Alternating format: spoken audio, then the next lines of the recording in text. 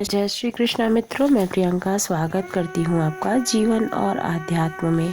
कैसे हैं आप सब मित्रों? आप सभी ने अमरनाथ की कथा तो सुनी होगी, लेकिन क्या आप जानते हैं कि ये कथा इस धरती पर यानी कि हर इंसानों के बीच में कहाँ से आई? ये कथा श्रीमद् भागवत पुराण से प्रचलित हुई है। श्रीमद् भागवत पुराण में इस कथा के बारे में विस्तार से वर्णन किया गया है।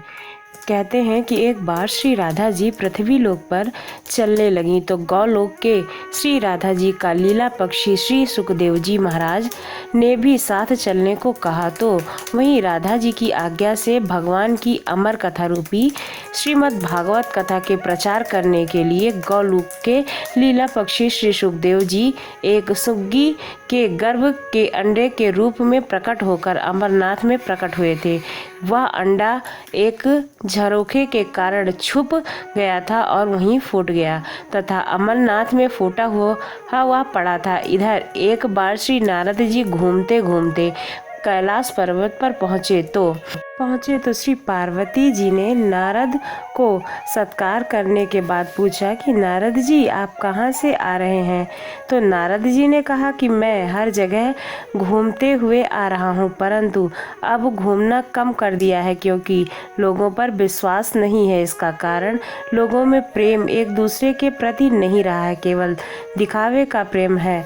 तब पार्वती माता ने कहा कि हे नारद जी, इस जगत के लोगों में आपस में प्रेम है या नहीं मैं नहीं जानती, लेकिन हमारे भूत भवन शंकर जी में तो मेरा प्रेम अत्यंत है, यानी श्री शंकर जी हमसे बहुत प्रेम करते हैं। तब नारद जी ने कहा कि हे माता पार्वती, जब आपके पति देव श्री शंकर जी आपसे इतना प्रेम करते हैं तो यह जरूर बतलाए होंगे कि शंकर जी ने अपने गले में जो माला डाली हुई है वो किस लिए डाली है। तब माता पार्वती जी ने कहा कि नारद जी, यह माला पहनने का रहस्य तो अभी तक मुझे नहीं पता है।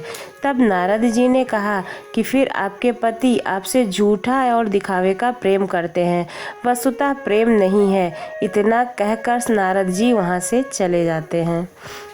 तब पार्वती के मन में प्रश्न छोड़ जाते हैं। यहीं से शुरू होती है अमरनाथ के कथा की यात्रा। अमरनाथ हिंदी में दो शब्द अमर अर्थात अनुस्वर और नाथ अर्थात भगवान को जोड़ने से बताया गया है। एक पौराणिक कथा के अनुसार जब देवी पार्वती ने भगवान शंकर से पूछा कि आपके गले में मुंडों की माला कैसी है, बार बार जन्म क्यों लेना पड़ता है, बार बार जन्म नहीं लेना पड़ता है, जो मुंडों की माला है वो कैसी है, मुझे इन सब चीज़ों के बारे में कैसे पता नहीं है।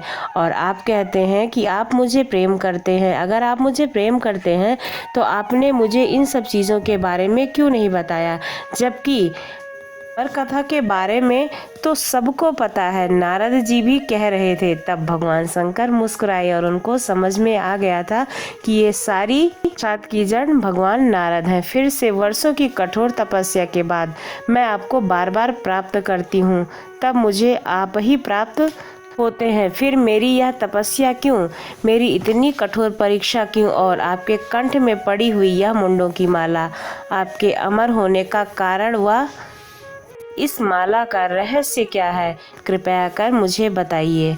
महाकाल ने पहले तो माता को यह गूढ़ रहस्य बताना उचित नहीं समझा, परंतु स्त्रियां हठी होती हैं, उनके आगे किसी की नहीं चलती है। माता भगवान शंकर से पूछती रही। तब भगवान शंकर ने माता पार्वती से एकांत व गुप्त स्थान पर अमर कथा सुनाने को कहा, ताकि कोई इस कथा को ना सुन पाए और इस कथा से माता पार्वती ही अवगत हो पाए। तब भगवान शंकर माता पार्वती को यह कथा सुनाने के लिए अमरनाथ ले जाते हैं। वो हैं कि जो इस कथा को सुनता है वो अमर हो जाता है। इस कारण शिव जी माता पार्वती को लेकर किसी गुप्त स्थान की ओर चल पड़े। सबसे पहले भगवान भोलेनाथ ने अपनी सवारी नंदी को पहलग्राम में छोड़ा, और जब नंदी को उस जगह पर छोड़ा तभी उसका नाम पहलग्राम रखा गया, इसलिए उसे पहलग्राम के नाम से जाना जाता है। आगे चलने पर चंद्रमा को चंदनवाड़ी में अलग कर दिया और माता गंगा को पंचतारणी में। इसके कारण कंठभूषण सर्पों को शेषनाग पर छोड़ा था। इस कारण इस स्थानों का नाम इनके नाम पर पड़ा है। आगे की यात्रा में अगला पड़ाव गणेश स्टॉप पड़ता है। भगवान शंकर अपनी प्रिय वस्तुओं का जहाँ जहाँ पर त्याग करते रहे, वहाँ वहाँ पर उसका एक नया नाम रखा गया। इस स्थान पर बाबा ने अपने पुत्र गणेश को छोड़ दिया था, जिसको महागुड़ा का पर्वत भी कहा जाता है। पिस्सू घाटी में पिस्सू नामक कीड़े को भी त्याग दिया था। इस कारण महादेव जी ने अपने पीछे जीवनदायिनी पांचों तत्वों को भी अपने से अलग कर दिया था। इससे माता पार्वती काफी परेशान भी हुई थी। इसके साथ माता पार्वती के संग एक गुप्त गुफा में प्रवेश कर गए। कथा कोई न सुने, इसके लिए भगवान शंकर ने अपने डमरू को बजाना शुरू किया। डमरू बजाने का अर्थ ये होता है कि वहाँ पर जो भी जीव जंतु देवता आदि होते थे या दानव होते थे, वे सब उस जगह को त्याग कर देते थे। फिर चमत्कार से अपने चारों ओर आग की को प्रज्वलित कर लिया। फिर अमर कथा माता पार्वती को सुनाने लगे। उस समय दो कबूतर कथा सुन रहे थे और बीच में गू गू का हुंकारा निकाल रहे थे। शिव जी को लगा कि माता पार्वती कथा सुनकर हुंकारा भर रही हैं। इस तरह दोनों कबूतरों ने अमर होने की पूरी कथा सुन ली थी। कथा समाप्त होने पर भगवान शिव का ध्यान पार्वती जी की ओर जब गया, तब उन्होंने देखा कि माता पार्वती तो सो रही हैं। तब उन्हें लगा कि किसने उनकी कथा को सुन लिया है। शिव जी ने सोचा कि माता पार्वती भर नहीं सकती हैं। तब भगवान शंकर की दृष्टि उन दोनों कबूतरों पर पड़ी तो वे क्रोधित हो गए और उन्हें मारने के लिए तत्पर हुए। इस पर कबूतरों ने शिव जी से कहा कि हे प्रभु, हमने आपकी अमर कथा सुन ली है और उसका प्रभाव भी हमारे ऊपर आ गया है। यदि आप अब हमें मारेंगे तो आपकी ये जो अमर कथा है वो झूठी हो जाएगी, क्योंकि हमने तो अमर कथा सुन ली है, अब हमें अमर होना चाहिए।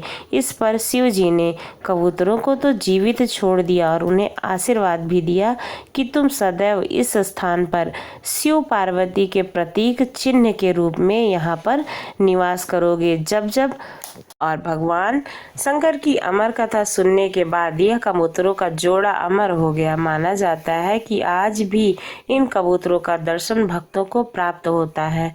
इस तरह से यह गुफा अमर कथा की साक्षी हो गई व इसका नाम अमरनाथ गुफा पड़ गया, जहां गुफा के अंदर भगवान शंकर बर्फ के रूप में निर्मित शिवलिंग के रूप में आज भी विराजित हैं और जो भी अमरनाथ की यात्रा करता है उन्हें इनके दर्शन अवश्य होते हैं। पवित्र गुफा में माता पार्वती के अलावा गणेश के सभी अलग से बर्फ से निर्मित प्रतिरूप के भी दर्शन किए जाते हैं। कहते हैं कि इस गुफा को एक गडरिये ने ढूंढा था। पवित्र गुफा की खोज करने वाले गडरिये के बारे में हमारे पुराणों में भी प्रचलित है। कहते हैं कि एक गडरिये को एक साधु मिला था। उसने उस गडरिये को एक कोयले से भरी हुई बोरी दी थी। गडरिया अपने कंधे पर लाद कर अपने घर को ले गया था। घर आकर उसने जब बोरी खोली तो वहाँ पर वह आश्चर्यचकित हो गया था, क्योंकि कोयले की बोरी अब सिक्कों से भरी हुई थी जो कि सोने के थे। उसके बाद वह गडरिया साधु से मिलने गया और उसको धन्यवाद देने के लिए उसी स्थान पर पहुंचा जहां पर वह साधु उसे मिला था, परंतु वहां उसे कोई भी साधु नहीं मिला, बल्कि ठीक उसी जगह पर उसे एक गुफा दिखाई दी। और गडरिया जैसे ही उस गुफा के अंदर गया तो उसने वहां जाकर देखा कि भगवान भोलेनाथ का एक बर्फ का शिवलिंग बना हुआ है। उसने वहां से वापस आकर सबको यह कहानी बताई और इस तरह से भगवान भोलेनाथ की यानी कि भोले बाबा की पवित्र गुफा अमरनाथ गुफा की खोज हुई थी। फिर धीरे धीरे लोग पवित्र गुफा और बाबा बर्फानी के दर्शन करने के लिए उस स्थान पर पहुंचने लगे। श्री अमरनाथ जी के दर्शन से लाभ बाबा अमरनाथ दर्शन का महत्व पुराणों में भी मिलता है। पुराण के अनुसार काशी में लिंग दर्शन और पूजन से 10 गुना, प्रयागराज के दर्शन करने के 100 गुना और निमसारण से 1000 गुना पुण्य देने वाले अमरनाथ जी का दर्शन